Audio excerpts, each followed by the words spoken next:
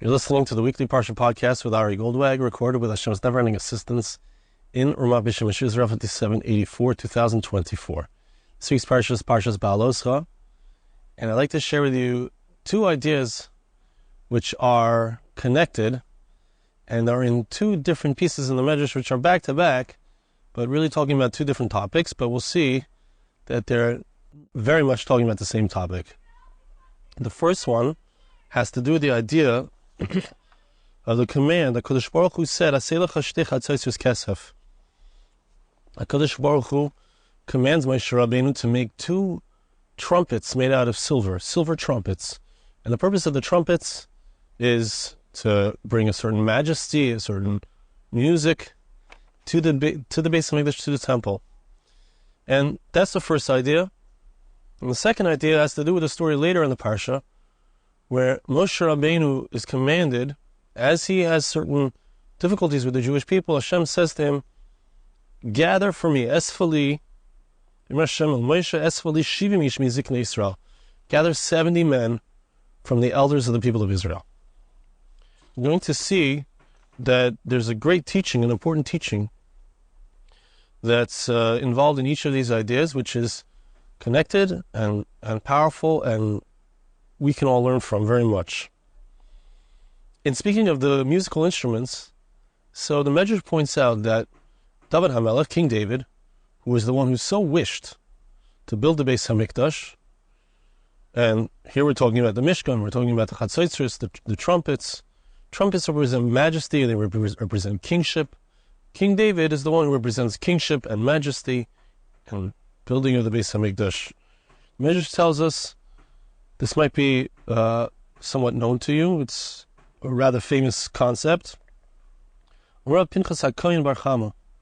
Pinchas HaKohen Bar Chama says the following: Kinor al Yatoli l'mala mimitose shel David. Perhaps you've heard of the famous King David's harp. So we think that he used to play this kinor, which in modern Hebrew means a violin, but simply understood it means a harp. So we understand the King David's harp to be a thing that he played on, and he created his music and his songs, Tehillim, the Psalms. But the Medrash tells us that there was something else that this harp was used for. It would hang above his head. When midnight came, so there would be a northerly wind that would come and play through the harp. So the harp would play by itself. It was his alarm clock. Immediately King David would stand up, and all of his students, or all of the students, the Talmidei Chachamim, who were studying the Torah,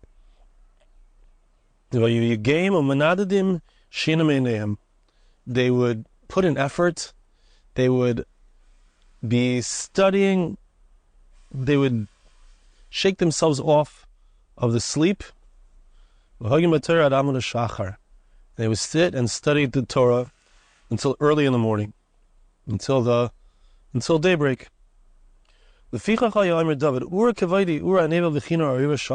King David said, it's a pasuk in Tehillim chapter 57 verse 9, he said, awaken my honor.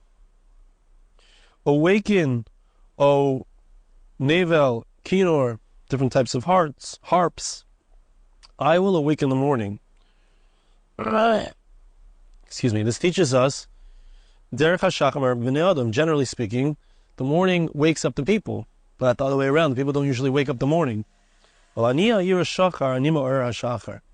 David says, I wake up the morning, meaning I'm up before dawn. I'm up already, according to the Medrash, at Chatzos HaLayla, at midnight.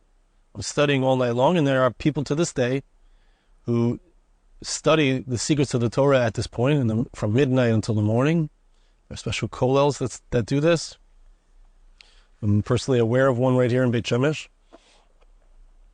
And that's what he would do. That's what King David would do. So he would get up early in the morning. The music would awaken him. Now, I'd like to share with you from the Yedei Moshe. He points out something which I never knew before, that what were the strings of this harp? Where were they from?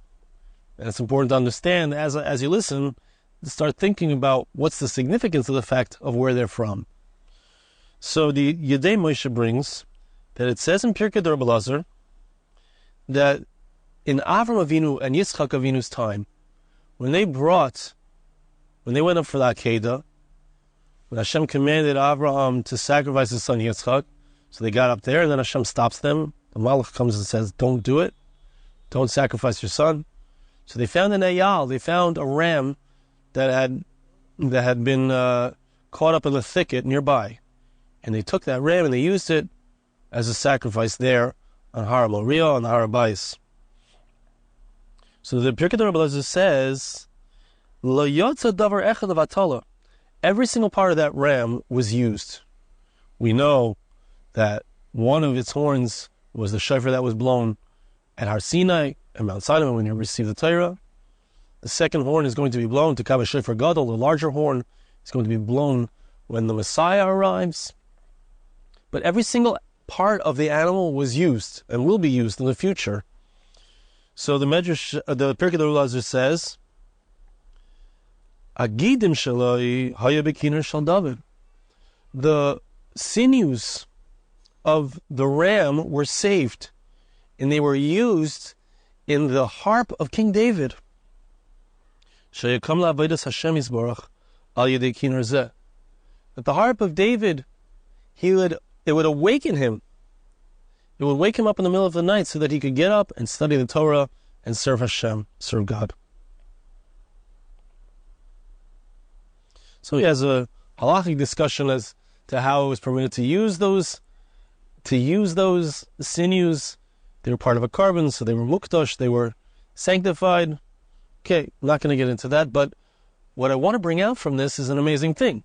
First of all, you see that what is the Medrash really saying to us? It's saying that the purpose of music, and this is true of King David, and it's true of the Levim, the Levites in the temple, the purpose of the music was to awaken us, and was to awaken them to serve Hashem, to get up and learn.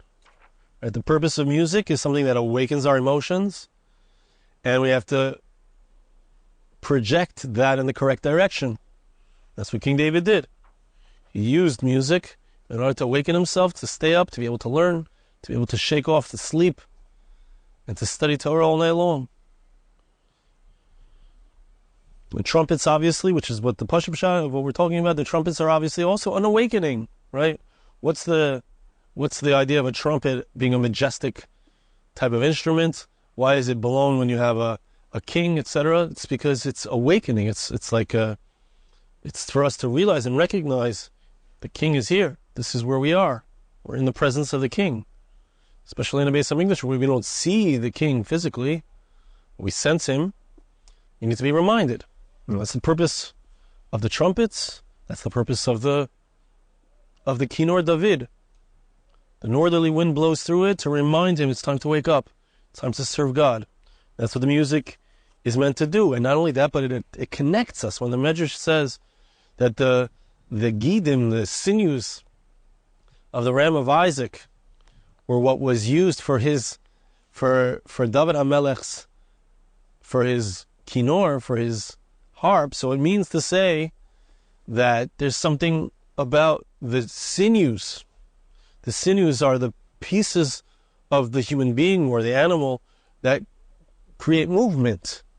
They create movement inside, right? When I move my hands, so the sinews inside of my hand, they move, they create movement, and they awaken us. Right? There is movement in our service of Hashem. And they also represent the sinews of the ram of Yitzchak. When do we invoke this ram? We speak about it on Rosh Hashanah. Rosh Hashanah and Yom Kippur, which is when we express the fact that God is our King.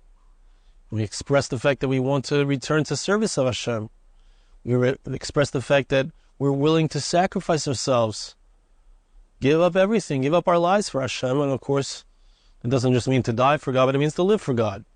So there's a reminder in the sinews of the ram of Isaac, of Yitzchak, to serve God.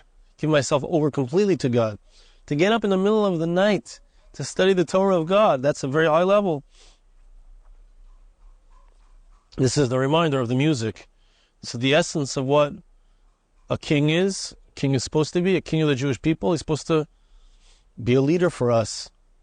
Teach us to give ourselves over to God, to sacrifice for God, to give up our sleep, to study the Torah. Okay, so that's the first concept.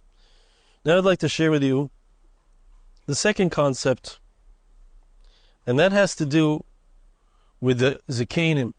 Right? First we talked about David HaMelech, King David, a king, the essence of whom is to serve God, to teach us to serve God, to sacrifice for God. Now we're going to learn about the Zikanim. There were 70 elders who were chosen by Moshe Rabbeinu, who were gathered together by Moshe Rabbeinu in order to help him, and to help the Jewish people to serve God properly. Now the Medrash, and I'd like to read this to you, it's halachic, and it's important to know this stuff.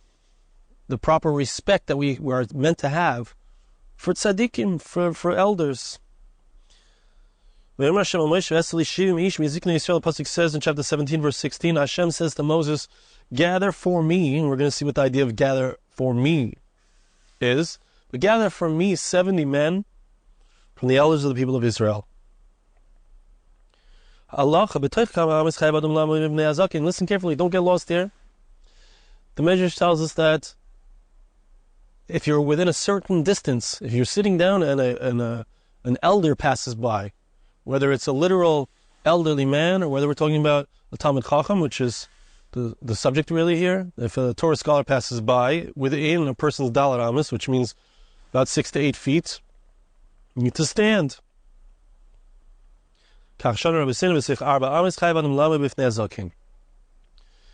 within a person's dalar amis for cubits, 6 to 8 feet, then you need to stand.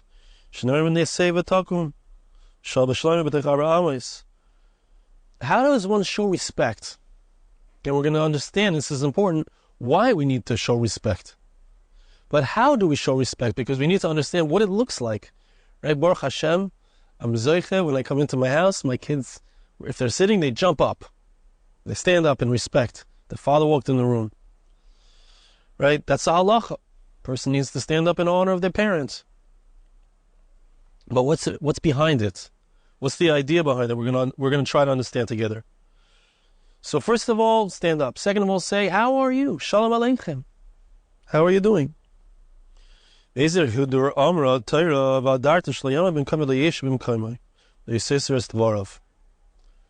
Torah also encourages us, commands us, right? It's important to know this is an obligation. You need to beautify the face of an elder. What does that mean? It means don't stand in the place where he stands. If he has a regular spot that he stands, don't stand there. Don't sit in his spot. Don't contradict him. When you ask a question to him, when you ask him a halacha, make sure you come to him with respect. If he asks a question, don't answer so quickly. Right? It's to show a sign of respect. A person asks a question, he wants you to think about it. Don't answer very quickly. And don't interrupt him. In the middle of talking, great Rav, your rabbi, don't interrupt him.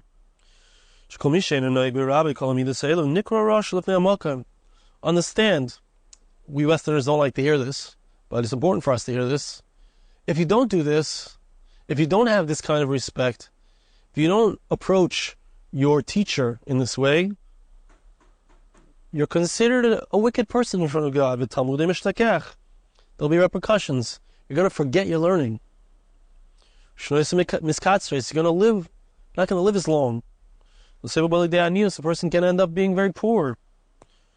The wicked person will not have good. He won't have a long life because he doesn't fear God. Now here's an important point, and this is going to be the foundation of what the second idea is from today's Parsha Podcast. And that is that you don't fear God if you don't have the level of respect for a teacher, for a zaken, for someone who represents the Torah, so you're lacking. I don't want to say you. If one doesn't have that, so that person is lacking in their fear of heaven. Right? We need to have respect and fear of God. It's one of the foundational principles. Before we love Hashem, which it's much more fashionable to talk about in today's Western society, before we love Hashem, we need to have respect for God. We need to fear God. We need to be afraid of doing something that God will not like. But the Medrash is teaching us that what does it mean, fear of God? Because we can't see Hashem, as we said before. The most obvious way that we learn to fear Hashem is by showing respect for those who represent Him, those who teach the Torah, those who are our rabbis, our rabbanim, those who represent the Torah, the Talmidei Chachamim, those who are studying the Torah. When we show respect for them, we ourselves are showing respect for God as well. Okay, so that's the basic idea. And the Medrash says, how do we know this? The pasuk says, you shall fear Hashem, with the word es. The word es, which means the, or it's kind of hard to translate, but the word es also means along with. Right? Vayelech itoi Lot. Lot went with Abraham. Itoi and es are the same root, aleph taf. It means with. So when it says, fear Hashem es Hashem Elokecha tira, there's something alongside es, with Hashem. There's someone else that you need to fear. What can we say is alongside God, as it were? The answer is the Talmid Chacham, the one who strives. His whole life is all about, what is God's will? How do I serve Hashem? How do I keep His mitzvahs? How do I understand what is His will for me and for the Jewish people? That person is walking alongside God. And so, when we show respect for the Talmid Chacham, for the Torah scholar, we are also showing respect for Hashem, for God. Where es comes to include those who study the Torah. Pasuk says, Pasuk says, I will make them into leaders over you. Right? And remember, the context here that we're talking about in our Parsha is Hashem asking Moshe to gather together 70 elders. And we're going to see what happens when they're gathered together. An amazing thing happens. But the elders are the ones who teach Torah, who study the Torah, who represent God and God's will. So Hashem says, we learn from here that the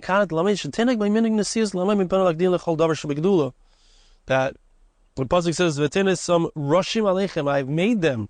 I've made the Torah scholars to be heads over you. I want them to be above you in a certain sense. We need to look up to, literally, look up to our Torah scholars. We need to look up to our zikanim, our elders. We need to look up to our rabbis, our teachers, those who are there to facilitate our connection to God. That means that we need to show them honor. We need to place them first. If there's an honorable aliyah to give out, it's given to them, right? The Aseres HaDibros is given to the Rav. Often Shlishi is given to the Rav, the first aliyah of Yisrael. So, amazing thing. Now I want to read to you the continuation of the Medrash. Says something very interesting. I want to be Abba, Akin, Papa. And I want to remember to come back to an important idea which is connected to Hashiva Shaftenu, Kiva Rishayna, the blessing that we say in the Shemon Esrei. But first, Abba Akin, Papa says, Shisi Roya Siya Shal Bnei Adam Hayisi Hadav Aderech Acheres Shalala Triach Alim Shalayu Royan Aminim Lufanai. Abba Akin, Papa said, look, I know that because I'm a Torah scholar, I know that people, when I walk into the room, they're going to stand up for me. So, or if I pass by, they're going to stand up for me. So, what he would do is, he didn't want to bother people. He didn't want people to have to stand up for him. So he would go a different way if he saw a group of people standing there, or sitting there. He says that one time I mentioned this to Rabbi Yossi Bar Zvida. He said to me, Amar Li, No, you're making a mistake. You need to pass by in front of them. They need to see you and stand for you. Pasuk says, you will stand there. When you stand, you can't, you're giving them an opportunity. I understand you don't want to bother people. Maybe you want to work on your own ego. You don't want people to stand up for you, but that's not the point. The point is not for you. The point is for them to be able to have a sense of respect for Torah, for an elderly person, for someone who has a tremendous amount of life experience, Torah experience. You need to pass by them so they will stand up for you, so they will learn, as the Pasuk says, they will learn to fear Hashem. That's the purpose of this mitzvah. I just want to mention, I saw one of the Meforshim explains that, in the Shemon Esrei we say, Ashiva Sheftenu Kevarishon Yatzinu Kivat Chila. God, please bring back your judges, our judges, Yatzenu, and our advisors, and take away the bad judges, take away the secular judges. We don't want judges who don't represent you. Take away anguish and groaning. We say, you, Hashem, rule over us alone. It's a very interesting thing, because we're saying get rid of the judges, get rid of the secular judges, give us Torah judges, and you, Hashem, rule over us alone. So according to what the Medrash is saying, it's a beautiful, beautiful explanation. And when we have proper leaders, when we have proper judges, we have proper zikanim, we're steeped in Torah and the will of Hashem. That's all they care about, is that we should connect to our Father in heaven, we should do God's will. That's what it means that Hashem rules over us. Right? Mashiach comes. Why do we want the Messiah? What do we need him for? We need him because, like David HaMelech, the music would awaken him to be able to study the Torah. We want him, we want Mashiach, because he's somebody who his whole entire life, his whole entire essence, and everything that he does and everything that he teaches is all about serving God, showing us the way, giving us a chance to have someone that we can respect, so that we can also, in turn, respect Hashem. That's what we're asking for there. Beautiful idea. But it's about us learning. We're simple people. We may not be great tzaddikim, great righteous people. We may not be big Talmidei Chachamim, huge Torah scholars, but we can respect those. We can stand up for those. We can show that it interests us. How are you? We care about the Rav. We care about him. It's an important foundational idea in Yiddishkeit. Understand who these people are. Who are our tzaddikim? What does a Jewish king look like? What is a zaken, a Torah scholar? Who is he? What does he represent? He represents the fact that we are completely batal to Hashem. We nullify ourselves. We give our lives to Hashem. The Medrash says, I'm not going to get into the entire list here. There are 13 things the Medrash says that are called for God's name. Some of them are quite obvious. Again, I'm not reading the entire list. Kohanim, Leviim, Yisrael, Oil Moed, Machus Beis David, the priests, the Levites, the people of Israel. We're all here. The Beis HaMikdash. It's all about serving God. It's all made for God's name. But the final one on the list, besides our Eretz Yisrael and Yerushalayim, the land of Israel, the city of Jerusalem, are the Zakanim. Because the Pasuk says, Esvali Zakanim. Esvali Shivim Yishmi Zaknei Yisrael. Gather for me. What does it mean, gather for me? It means that they serve to bring us to God. They're a, so to speak, alongside God. It's something that's done for God when you have 70 elders coming together in order to understand how to properly teach the Jewish people to access God. So that's an incredible godly situation. Finally, I want to read to you a small piece in the Medrash. It says like this: the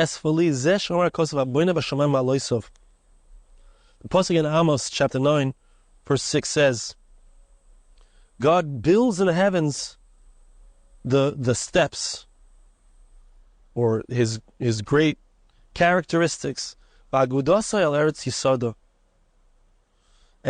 his aguda, his collection of people, is founded on the earth. What does this mean? What is this verse saying? Says the Medrash, what is this comparable to? Imagine you have a palace which is built on a few ships in the water.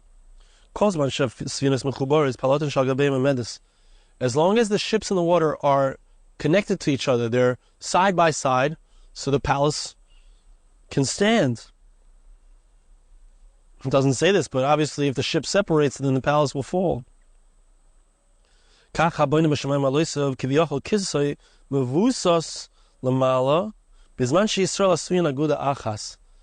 Medrash, we the Jewish people are like ships that God's palace is standing on. If we are together, if we have unity, if we are gathered, so then Hashem's palace is standing up above in the heavens. That's how the verse says. God builds his malos, which we said are steps or advantages, good characteristics in the heavens, but it's founded on the earth. It's founded on us, on our aguda coming together, being collected, having achdus. That's a very tall order. The entire Jewish people should have achdus. We see how difficult that is. But the Medrash tells us a secret. And with this secret, we're going to end, and we're going to understand what it means for us. When the Jewish people are Yeshurun, when we are together and we're serving God properly, God is the king. That's why God says to Moses, gather for me these 70 zakenim, these 70 elders. Lama. When the righteous gather together, when they come together, they're these ships. They teach us how to bring our ships together. They are the representatives that we all look up to, that we all respect, and we understand that they are there to teach us how to serve God. And when they do that, so all the ships are together and the palace has a place to stand upon. So there's an advantage and a good thing for them and a good thing for the world. But when the wicked get together, they cause a tremendous destruction to themselves and to the world. Okay, we're seeing that today. I don't need to explain that at all about the wicked, but let's just understand the bottom line for us. And I'm going to give you a blessing as to what that bottom line is, that Hashem should help us to understand it. I bless you and ask you to bless me. Hashem should help us. That we should be able to understand that in order to bring the Jewish people together, we need to, first of all, our leaders need to come together, our Torah leaders. And we need to show respect and understanding that they are there. Their entire essence is self-nullification so that they can serve Hashem and so that they can help us to serve Hashem. And that's the ultimate bringing together. That's the ultimate asifa, the ultimate gathering of the zikanim, of the elders, teaches all of the Jewish people to gather together to serve Hashem properly. And when we have that respect for them, we understand that what's the music about? The music is about reminding us and waking us up to study the Torah. And that's who our leaders are. Hashem should help us to understand that and to realize that, and in so doing, be the place, be the nation upon whom God's palace rests, and where Mashiach, the Messianic age, comes to and begins speedily in our days. Thank you so much for listening. A wonderful Shabbos. This podcast was made possible through the gracious donations of listeners like you. For more podcasts like this, please visit www.arigoldwag.com or search on iTunes Ari Goldwag.